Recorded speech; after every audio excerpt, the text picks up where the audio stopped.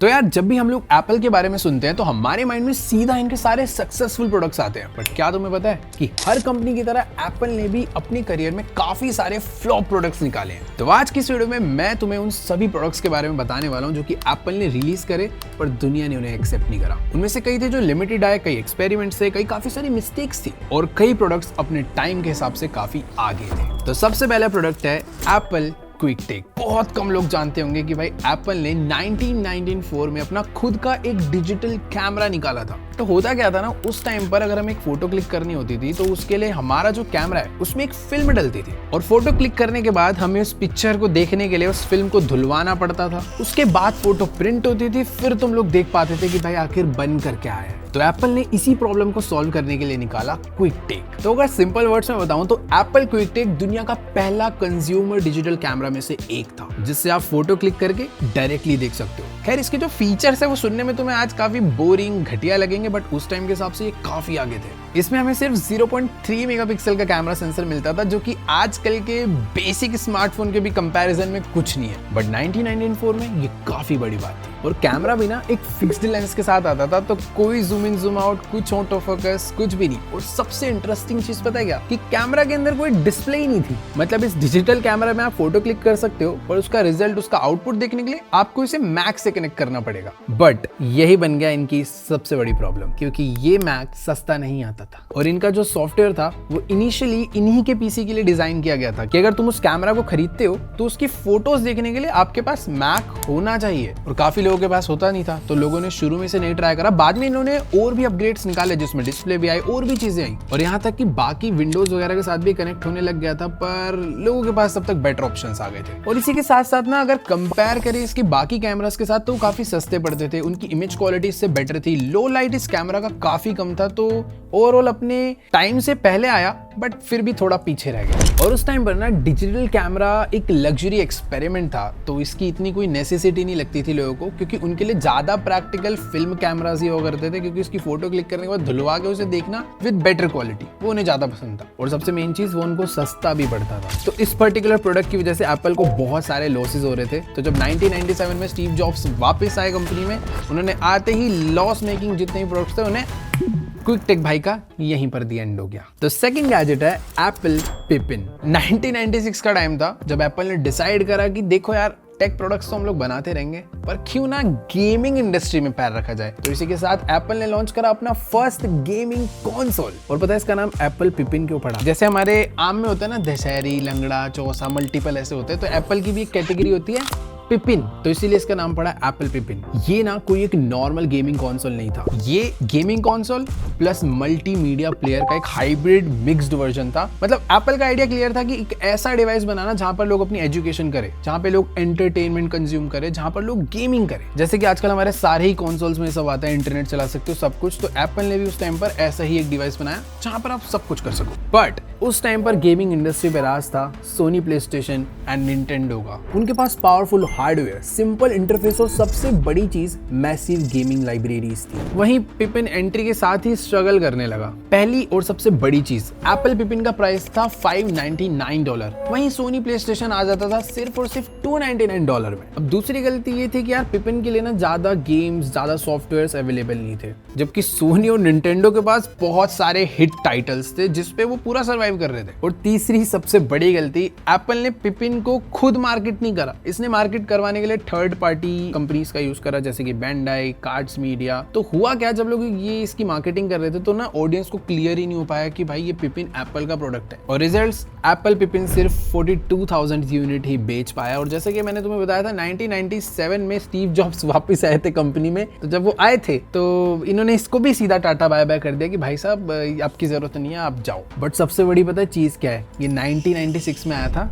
1997 में bye bye हो गया। तो इसके काफी लिमिटेड पीसी रह गए हैं दुनिया में, जो कि आज एक लिमिटेड और एक कलेक्टिबल आइटम बन चुके हैं, जो कि उस टाइम पर जो प्राइस था उससे काफी ज्यादा महंगे के बिकते हैं। मतलब तुम पैसे से लेने जाओगे शायद तब भी ना मिले। तो हाँ, तब का दिन है और आज का दिन है। एप्पल के इसी फेलियर के बाद एप्पल ज्यादा गेमिंग में दिखता नहीं है। हालांकि यहाँ गेम्स चलती हैं बढ़िया, बट ऐसा जो गेमिंग को लेके कुछ स्पेशल नहीं करता। तो थर्ड प्रोडक्ट है एप्पल लीजा। तो 1983 में एप्पल ने एक ऐसा कंप्यूटर लॉन्च करा जो कि अपने टाइम के हिसाब से बहुत बहुत ज्यादा आगे था, जिसका नाम एप्पल लीजा पड़ा, क्योंकि ये प्रोडक्ट स्टीव जॉब्स की बेटी लीजा के नाम से इंस्पायर्ड था। ये प्रोडक्ट स्टीव जॉब्स का ड्रीम प्रोजेक्ट माना जाता है। तो बेसिकली इसकी खास बात ये थी कि पहले ना जितने भी कंप्यूटर्स होते थे उसमें सारा काम कीबोर्ड से कमांड डाल के होता था। मतलब आपको कुछ भी करना है तो आपको कमांड डालनी पड़ेगी, जैसा हमारा कमांड प्रॉम्प्ट होता है। बट पहली बार इस कंप्यूटर के अंदर इंट्रोड्यूस किया गया GUI, ग्राफिकल यूजर इंटरफेस। जो आज हम देखते हैं ना कि कोई भी ऐप खोलनी है, कोई सॉफ्टवेयर रन करना है तो डबल क्लिक करके कर देते हैं। उस टाइम के हिसाब से ये बहुत बहुत बड़ा इनोवेशन था। एप्पल ने इस प्रोजेक्ट पर काफी ज्यादा इन्वेस्टमेंट करी, क्योंकि कंपनी एक ऐसा कंप्यूटर बनाना चाहती थी जो कि दुनिया में कंप्यूटिंग को डिफाइन करे। तो 1983 में जब ये प्रोडक्ट लॉन्च हुआ तो ये टेक्निकली दुनिया का सबसे ज्यादा एडवांस कंप्यूटर था। इसमें GUI के साथ साथ mouse support, high resolution display और मल्टीटास्किंग जैसे फीचर्स थे, यानी एक वक्त पर आप मल्टीपल काम कर सको, वो भी तभी आया था। यार ये सब आजकल कितना नॉर्मल लग रहा है ना कि हाँ, एक तरफ ब्राउजर खोल लिया, एक तरफ गेम खोल ली, एक तरफ स्पॉटिफाई खोल लिया। उस टाइम के हिसाब से ये अलग ही कुछ था यार। इसकी रैम पता है कितनी थी? 1 MB। और इसमें कोई ऐसे कार्ड वगैरह, कोई डिस्क वगैरह नहीं, बस 5 इंच की एक फ्लॉपी डिस्क यूज होती थी जो कि कुछ ऐसी दिखती है। लेकिन यार यही एप्पल लीजा कंप्यूटर, इतना बड़ा इनोवेशन, इतना खतरनाक कंप्यूटर एप्पल के लिए नाइटमेयर बन गया। और उसका सबसे बड़ा रीजन था इसका प्राइस $10,000। तो अगर मैं इसे इंडियन रुपीज से कंपेयर करूं तो 1983 में $1 था कुछ अराउंड 9-10 रुपए का। तो टोटल हुआ 1 लाख रुपए, जो कि सुनने में तुम्हें लग रहा है कि ठीक ही तो था 1 लाख प्राइस, बट उस टाइम पर इंडियन 1 लाख रुपीज कुछ 25 लाख जैसा साउंड करता था। अगर तुम्हारे मॉम डैड है तो उनसे पूछना 1983 में 1 लाख रुपए कैसे दिखते थे। तो बेसिकली परचेजिंग पावर के हिसाब से देखा जाए तो बहुत बहुत महंगा था ये। भाई उस टाइम पर 1 लाख रुपए में ना एक बड़ा घर आ जाता था, 2-3 लोगों की सैलरी होती थी, 2 गाड़ियां आ जाती थी, उसके बाद भी पैसा बच जाता था। इतना होता था 1 लाख। बट ये एक्सपेरिमेंट बिल्कुल भी बेकार नहीं गया। तो उस एक्सपेरिमेंट की वजह से ये लॉन्च हुआ, क्योंकि यार एप्पल को ना, मुझे ऐसा लगता है पर्सनली, बहुत सारे लेसन्स मिले होंगे कि हाँ यार क्या करना है, क्या नहीं करना है, हमारी टारगेट ऑडियंस कौन है, क्या चीज बनानी है, कंज्यूमर्स को क्या चाहिए, सब कुछ पता चल गया होगा। तो फोर्थ प्रोडक्ट है एप्पल USB माउस हॉकी पक। तो 1998 में एप्पल ने जब अपना आइकॉनिक iMac G3 लॉन्च किया, उसी के साथ एप्पल ने अपना एक माउस भी इंट्रोड्यूस किया, जिसका डिजाइन भाई कुछ अलग ही था। वैसे इसका नाम हॉकी पक था नहीं, इसका नाम एप्पल USB माउस ही था, बट इसके डिजाइन की वजह से इसका नाम हॉकी पक पड़ गया। क्योंकि तुमने देखा होगा आइस हॉकी जब हम खेलते थे ना, इसमें एक छोटी सी रबर की डिस्क होती है जो कि गोल करना होता है जिससे, तो ये काफी वैसा दिखता था, तो लोगों ने यही नाम फेमस कर दिया और इसी नाम से सब इसे जानते थे। ये गोल शेप का ट्रांसल्यूसेंट प्लास्टिक और एक फ्यूचरिस्टिक लुक जैसा था, और इस माउस में सिर्फ एक ही बटन था, क्योंकि एप्पल का मानना था कि simplicity is better than complexity, जो कि वो आज भी मानते हैं। अरे यार प्रॉब्लम भी यहीं से चालू होगी। इसका जो डिजाइन है ना, वो लोगों को उतना प्रैक्टिकल नहीं लगा, कंफ्यूज हो जाते थे भाई सीधा कहाँ है, टेढ़ा कहाँ है। और प्रैक्टिकली माउस की जो ग्रिप होती है ना, वो अच्छी होनी चाहिए, जो कि गोल डिजाइन होने की वजह से इसकी बिल्कुल नहीं थी। Professional users, designers, office users के लिए माउस बिल्कुल प्रैक्टिकल नहीं था। और तीसरी लिमिटेशन थी सिंगल बटन डिजाइन। जो लोग विंडोज पीसी वाले हैं भाई, वो लोग तो काम का ही नहीं उनके किसी, मतलब आप इससे राइट क्लिक, जो ऑप्शन क्लिक होता है, वो कर ही नहीं सकते। इसके डिजाइन की वजह से भाई पूरी दुनिया ने इसे दबा के क्रिटिसाइज करा, और उस टाइम पर एक कॉमिक भी आती थी, उसमें तक इसको क्रिटिसाइज करा। तो कुल मिला के कह सकते हो कि माउस क्यूट था, दिखने में प्यारा था और एप्पल का था, अच्छा था, बट प्रैक्टिकल बिल्कुल भी नहीं था, और इसी वजह से फ्लॉप हुआ। तो फिफ्थ प्रोडक्ट है न्यूटन मैसेज पैड। 1993 में एप्पल ने एक ऐसा प्रोडक्ट लॉन्च करा जो अगर आज लॉन्च होगा तो शायद इतना नॉर्मल लगे कि किसी का ध्यान भी ना जाए, बट उस टाइम पर ये बहुत बहुत ही बड़ा इनोवेशन था। तो ये बेसिकली एक ऐसा पैड था जो कि काफी टैब जैसा दिखता था, जिसके ऊपर तुम लोग स्टाइलस के थ्रू अपनी हैंड राइटिंग में लिख सकते हो, और ये उसको एनालाइज करके एक टेक्स्ट फॉर्म में कन्वर्ट करता है। तो जो लोग स्टोरीज लिखते हैं, जो लोग को स्क्रिप्टिंग, कहानी लिखनी है, सब कुछ इस पे लिखो, ये उसे टेक्स्ट में कन्वर्ट करेगा, और तुम लोग अपने मैक को कनेक्ट करके सारा का सारा डाटा डिजिटली ट्रांसफर कर सकते हो। बट प्रॉब्लम आई इसकी एक्यूरेसी में। बेसिकली उस टाइम पर हैंडराइटिंग को रिकॉग्नाइज करने के लिए जो टेक्नोलॉजी है वो इतनी एडवांस नहीं थी, मतलब वही एक स्टार्टिंग पॉइंट था जहां पर ये सब बनना चालू हुआ था, और एप्पल हमेशा की तरह रिस्क लेता हुआ उसने ऐसा प्रोडक्ट बनाया जो कि लोगों को वापस से समझ नहीं आया। और इसी के साथ